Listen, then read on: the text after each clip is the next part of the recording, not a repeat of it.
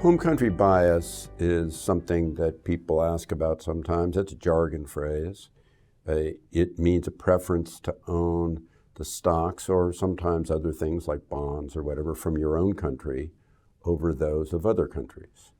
And it's natural to see why home country bias exists, simply because we're more familiar with things in our immediate vicinity and experience. And simultaneously, the farther away we go from home, the stranger things seem. So, for example, people in Europe will have home country bias, but then they'll often also have more comfort and familiarity with adjacent countries that are closer to them that they interact with more often than, let's say, places far away from Europe. And that makes sense too, and you can understand why. The danger is that when you think about diversification and risk, each country has its own qualities and varies often greatly from other countries in the world as a whole. So you take Americans, land of the free, home of the brave. It's easy to see, particularly in recent times, where the S&P has done so well compared to the non-US world, why people might have home country bias that leads them to believe you don't need to think globally, you only need to think domestically. Just own the S&P 500. Doesn't it do better than foreign indexes? And the answer is yes and no.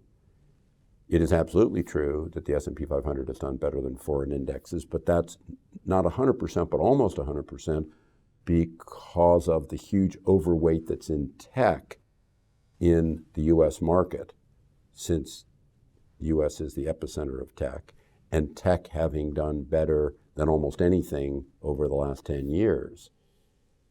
Tech being a subset of growth.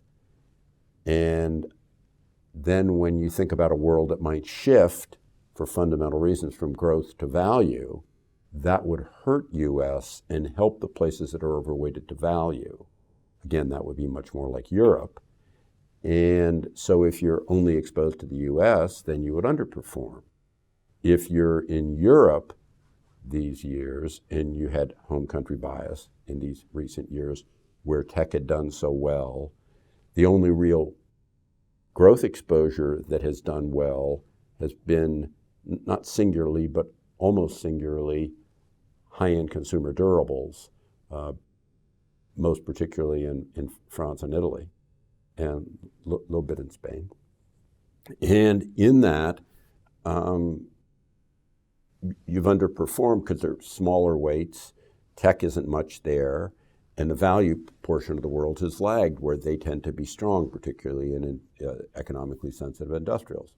So the point that I'm making is it's fine to you to say at any point in time, this is the categories or the single stocks that I think will do best. That's a rational thing to say. But it's also rational to remember that you always should know you might be wrong, and that you should always own, and this is classic portfolio theory from the time I was born, you should also always own some things that you don't think will do well, but would do well in an environment where the things that you actually think will do well don't, so that you've got a counterbalance against the things that you think should lead. That's what portfolio management risk control is all about. And that speaks to not being singularly focused on your own home country. And that speaks to recognizing the fact that countries all around the world have their own features that may complement or counter-trend the features you like in your own country.